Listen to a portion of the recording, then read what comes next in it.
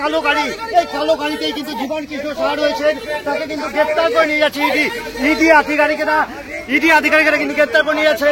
দাদা কিছু বলবেন? দাদা কিছু বলবেন?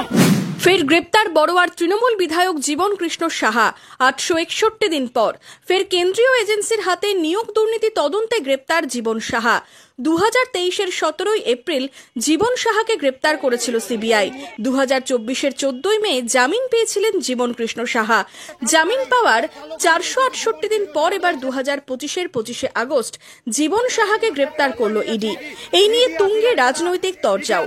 জীবন কৃষ্ণের অনুগামী তৃণমূল নেতাদের দাবি বিজেপির রাজনৈতিক প্রতিহিংসায় ফাঁসাচ্ছে তৃণমূল বিধায়ককে।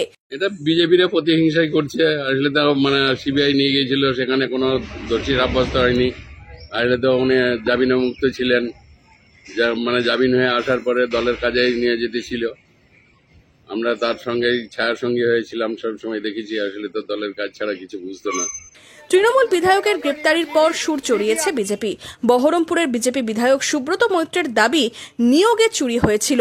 তার হুঁশিয়ারি, আরও তৃণমূল নেতাদের বাড়িতে ইডি হানা হবে। তাহলে যারা এই ঘাবলার সাথে, এই দুর্নীতির সাথে যুক্ত, তাদের বাড়িতেই ইডি যাচ্ছে এবং আরো যাবে।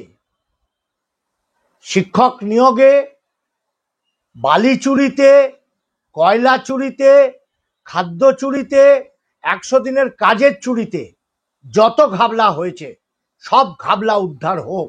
আর ইডি এবং সিবিআইয়ের কাছে অনুরোধ, তদন্ত সঠিক পর্যায়ে হোক, যাতে আসামি ছাড়া না পায়। যদিও দুর্নীতির তদন্তে বিচারের আশা দেখছেন না বহরমপুরের প্রাক্তন সাংসদ অধীর চৌধুরী।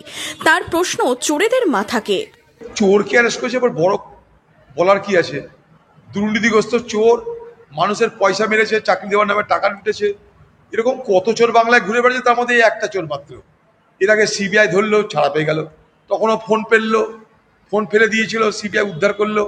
ভাবলাম আমরা কত না কিছু হবে, ছাড়া পেয়ে গেল। ইডি এলো, আবার ফোন ছুড়লো, ইডি আবার ধরে নিয়ে গেল। কি হবে জানি না। আমরা দেখতে চাই কে শাস্তি পাচ্ছে বাংলায়। প্লাস এই চোরদের মাথাটা কে? চোরের রানী বা চোরের রাজা, তাদের নামটা কি? তারা কে? কাদের হিম্মতে, কাদের মদতে, কাদের আশ্রয়, কাদের প্রশ্রয়ে এরা এই ধরনের দুর্নীতিগ্রস্ত, এই দুর্নীতি করেছে, মানুষকে ঠগিয়েছে, ধাপ্পা মেরেছে, লুট করেছে, তার সমস্ত কাহিনী আমাদের জানা দরকার। জামিন পেয়ে তৃণমূলের দলীয় কর্মকাণ্ডে ফিরেছিলেন জীবন কৃষ্ণ সাহা। ফের বিধায়কের গ্রেপ্তারিতে অস্বস্তিতে তৃণমূল। 26-এর এই বিধানসভা ভোট, তার আগে নিয়োগ দুর্নীতিতে ইডির হাতে তৃণমূল বিধায়কের গ্রেপ্তারির কি প্রভাব পড়বে রাজনীতিতে? উত্তরের খোঁজে রাজনৈতিক মহল। Bureau report, imagine community media.